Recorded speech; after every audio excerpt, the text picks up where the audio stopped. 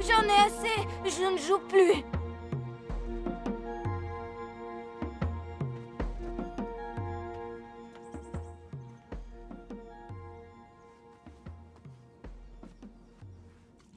Prenons ce chemin, c'est plus rapide.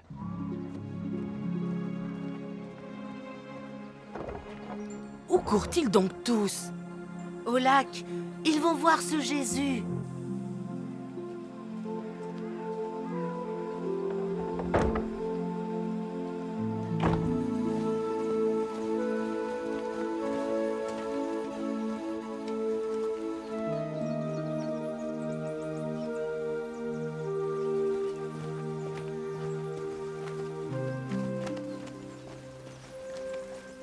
Voici que le semeur est sorti pour semer. Et comme il semait, une partie du grain est tombée le long du chemin. Les oiseaux sont venus et ont tout mangé. Une autre est tombée sur le terrain rocheux, où elle n'avait pas beaucoup de terre. Et aussitôt, elle a levé. Et lorsque le soleil s'est levé, elle a été brûlée.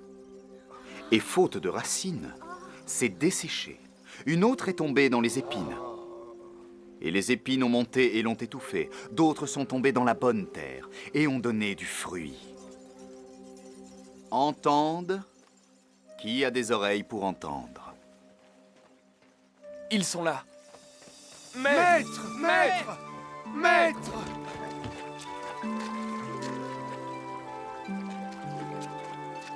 Philippe, Barthélemy, Matthieu, racontez-moi.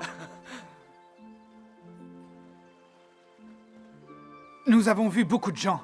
Nous leur avons prêché la bonne nouvelle. Nous n'avons pu ni manger ni dormir. Embarquons. Après tout ce bruit, nous avons besoin de silence.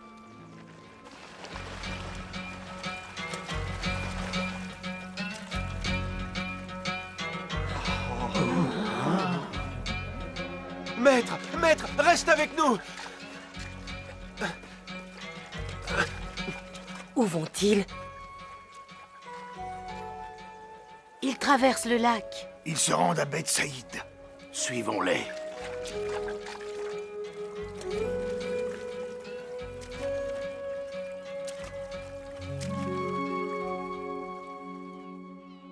Racontez-moi votre voyage. Dans un village près d'Andorre, nous avons été accueillis par une foule qui nous amena un enfant possédé par les démons. D'abord j'ai eu peur, puis je me suis ressaisi et en ton nom, j'ai ordonné aux démons de quitter le garçon. C'est ce qu'ils ont fait. Le garçon est tombé par terre, inconscient. Puis il est revenu à lui. Il était calme, comme s'il n'avait jamais été possédé par les démons.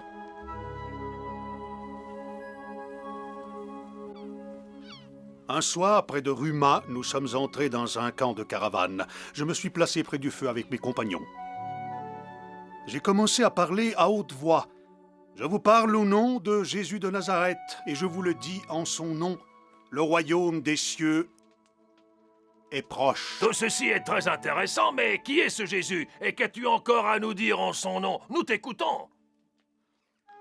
Aimez Dieu de tout votre cœur. Aimez votre prochain comme vous vous aimez vous-même. Ne portez jamais de haine dans votre cœur. Et j'ai ajouté, n'affaiblissez pas votre cœur par trop de chair et de boisson. Car quand le jour viendra, vous devrez être prêts à entrer dans le royaume des cieux. Parce que ce jour viendra pour nous tous, et parce qu'il viendra sans prévenir. C'est très bien, mais ne vous enorgueillissez pas de ce que vous avez fait. Ne vous enorgueillissez pas de faire le bien.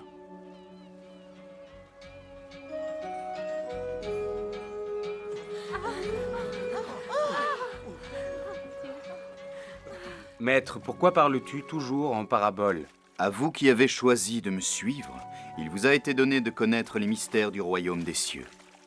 Mais les autres voient sans voir, et ils entendent sans entendre ni comprendre. Qui de vous a compris cette parabole?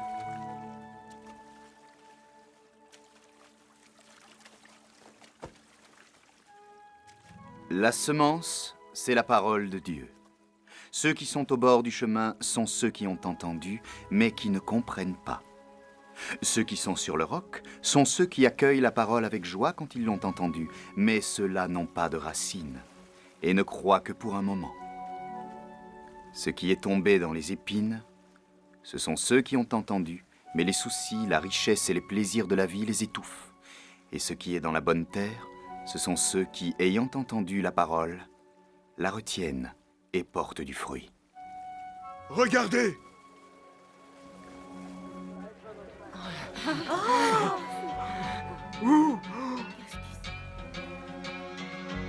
Ils nous suivent partout où nous allons.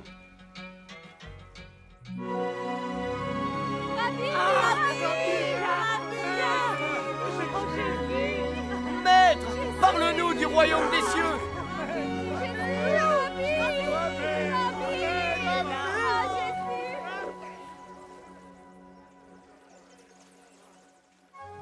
Il en va du royaume des cieux comme d'un homme qui a semé du bon grain dans son champ. Or, pendant que les gens dormaient, son ennemi est venu. Il a semé à son tour de l'ivraie au beau milieu du blé et il s'en est allé. Quand le blé est monté en herbe, puis en épi, alors l'ivraie est apparue aussi. S'approchant, les serviteurs lui dirent « Maître, n'est-ce pas du bon grain que tu as semé dans ton champ? D'où vient donc qu'il s'y trouve de l'ivraie ?» Le maître leur dit, c'est quelque ennemi qui a fait ça.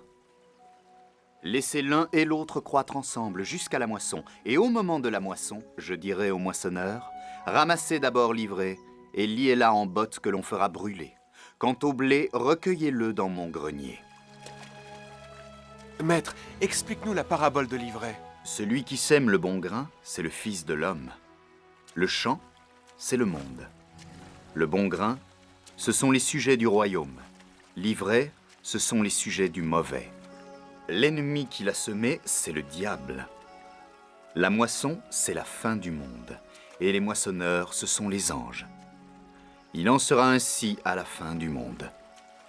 Le Fils de l'homme enverra ses anges qui ramasseront de son royaume tous les scandales et tous les fauteurs d'iniquité et les jetteront dans la fournaise ardente. Alors les justes resplendiront comme le soleil dans le royaume de leur Père.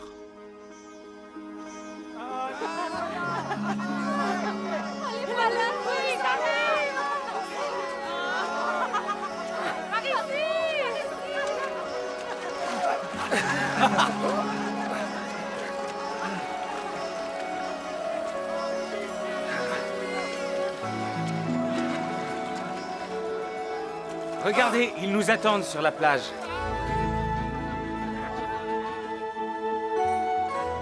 Ici. Voilà. Approchez. Ça y est. Poussez, les amis.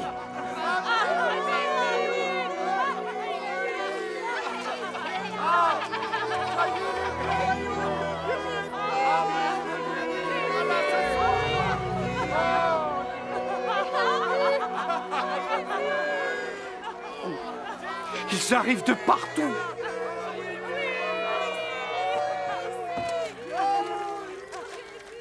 Maître, aie pitié de nous. Aie pitié de nous.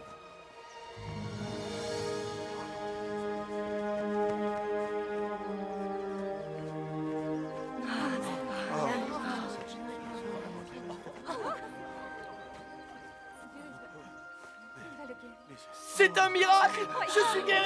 Je suis guéri. Le commandement le plus difficile est aimer Dieu, aimer son prochain et prier pour ses persécuteurs. Car si vous aimez ceux qui vous aiment, quelle récompense aurez-vous?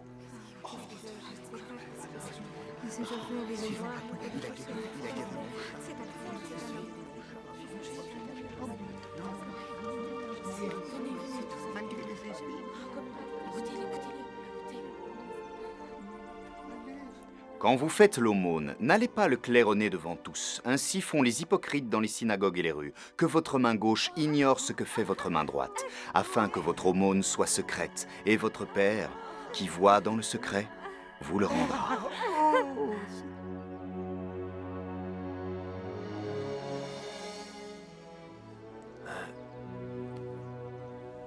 Lève-toi et marche.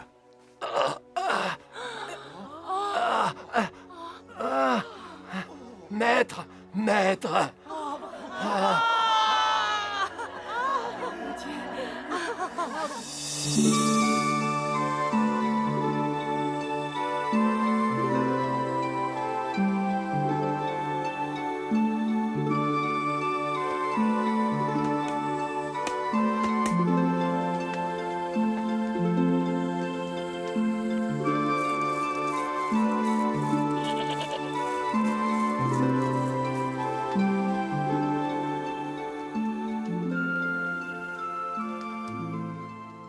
Maître, il est tard.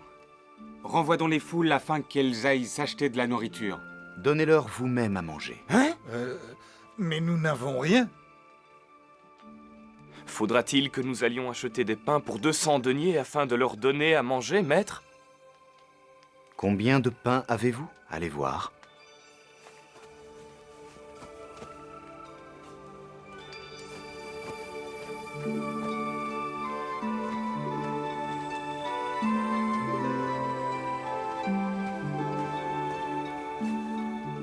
Maître, cet enfant a 5 pains et 2 poissons. Ce n'est pas suffisant. Répartissez-vous en petits groupes.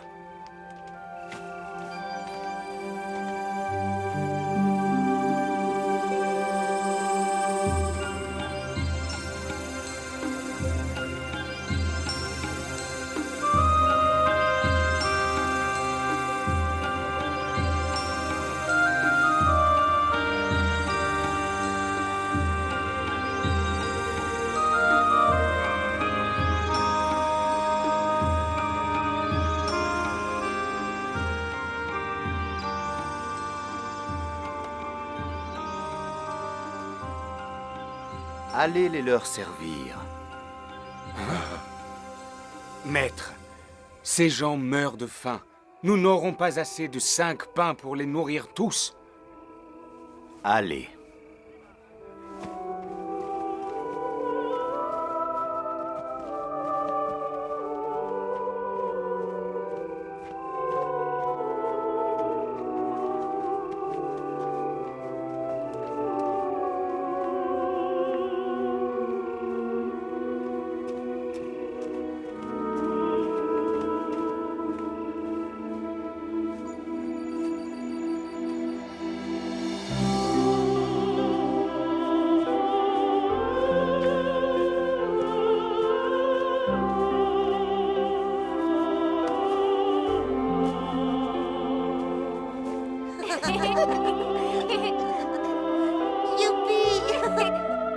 bien à manger là-bas. Allons-y.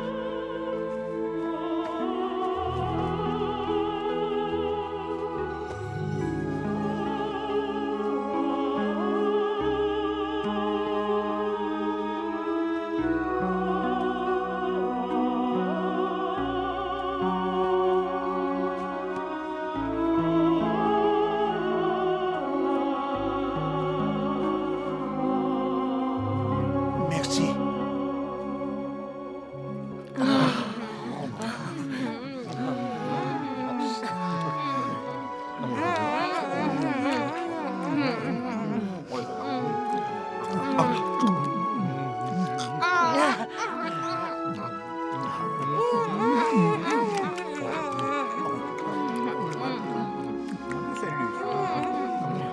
C'est bon.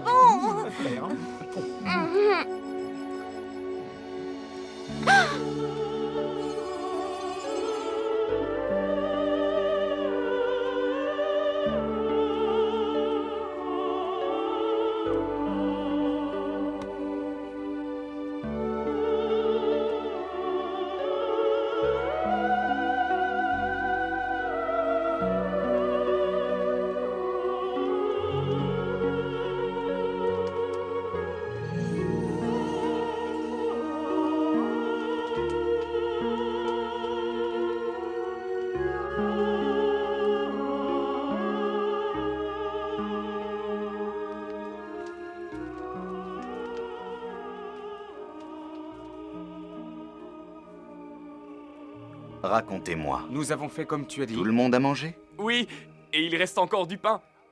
12 couffins entiers. Il doit bien y avoir 5000 personnes ou plus.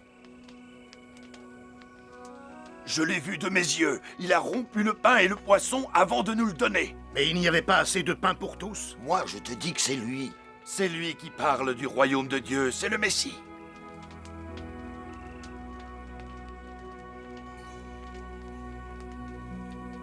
Maître, que faisons-nous? Prenez les bateaux et allez à Capharnaüm. Je vous y rejoindrai plus tard.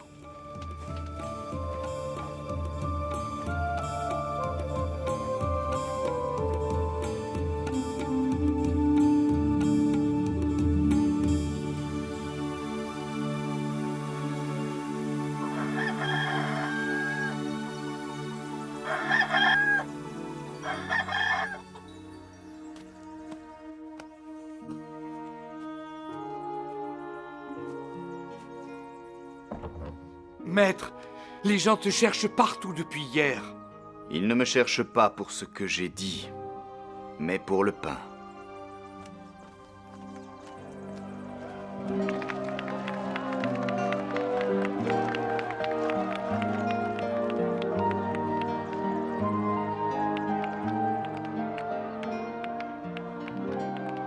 Travaillez, non pour la nourriture qui se perd, mais pour la nourriture qui demeure en vie éternelle, celle que vous donnera le Fils de l'homme. Que devons-nous faire pour travailler aux œuvres de Dieu? L'œuvre de Dieu, c'est que vous croyez en celui qui l'a envoyé. Quel signe fais-tu donc pour qu'à sa vue nous te croyons? Oui. Nos pères ont mangé la manne dans le désert, le pain venu du ciel. En vérité, je vous le dis, ce n'est pas Moïse qui vous a donné le pain qui vient du ciel. C'est mon Père qui vous le donne, le pain qui vient du ciel, le vrai. Seigneur, donne-nous toujours ce pain-là. Je suis le pain de vie. Qui vient à moi n'aura plus jamais faim. Qui croit en moi n'aura plus jamais soif. Vos pères dans le désert ont mangé la manne et sont morts. Ce pain est celui qui descend du ciel pour qu'on le mange et ne meure pas. Je suis le pain vivant descendu du ciel. Le pain que je donnerai, c'est ma chair, pour la vie du monde. Comment peut-il nous donner sa chair à manger? Qui mange ma chair et boit mon sang a la vie éternelle, et je le ressusciterai au dernier jour. Qui mange ma chair et boit mon sang demeure en moi, et moi en lui. De même que le Père qui est vivant m'a envoyé et que je vis par le Père, de même celui qui me mange, lui aussi vivra par moi. Elle est dure cette parole, qui peut l'écouter? Cela vous scandalise? Et quand vous verrez le Fils de l'homme monter là où il était auparavant. C'est l'esprit qui vivifie. La chair ne sert de rien. Mais il en est parmi vous qui ne croient pas. Voilà pourquoi je vous ai dit que nul ne peut venir à moi si cela ne lui est donné par le Père. Eh bien, allez-vous partir, vous aussi?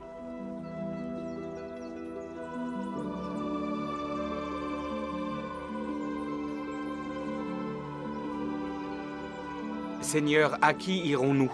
Tu as les paroles de la vie éternelle.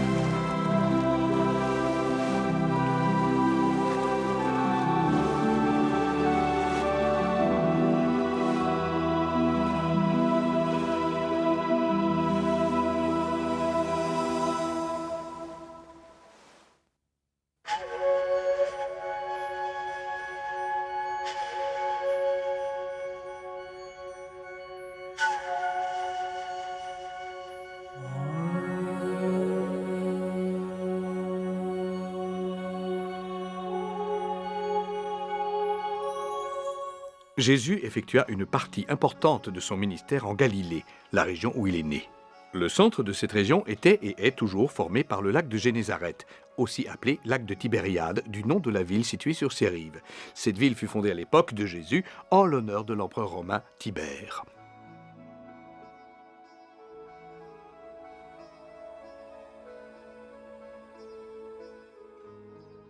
De nombreux villages peuplaient les rives de ce lac. La végétation y était riche et composée de joncs et de champs cultivés. Magdala, ville située sur la rive ouest du lac, est la patrie de Marie de Magdala. Capharnaüm, ville sur la rive nord du lac, se situe non loin de l'endroit où le Jourdain se jette dans la mer. Jésus vécut dans cette ville, dans la maison des pêcheurs qui l'ont suivi, Pierre et André.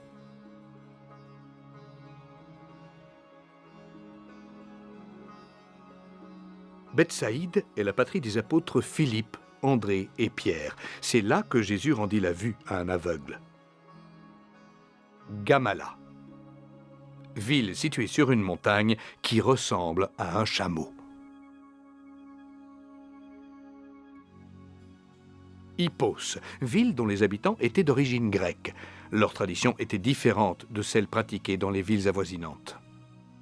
C'est sur le lac de Génézareth que Jésus apaisa la tempête qui mettait sa vie ainsi que celle des apôtres en péril. C'est sur ce lac que Jésus marcha sur l'eau. C'est près de la petite ville de Courcy que Jésus guérit une personne possédée par le démon. Bon nombre de guérisons miraculeuses ont eu lieu au bord de ce lac. Pourquoi Jésus a-t-il fait des miracles? La multiplication des pains et des poissons, la guérison de l'aveugle, du paralytique, la purification des lépreux, la résurrection des morts. Les miracles de Jésus sont les signes visibles de la toute-puissance de l'amour de Dieu. Il manifeste sa miséricorde immense, sa compassion envers les drames et les souffrances de la vie quotidienne. Comme la maladie, la pauvreté, la souffrance morale et la mort.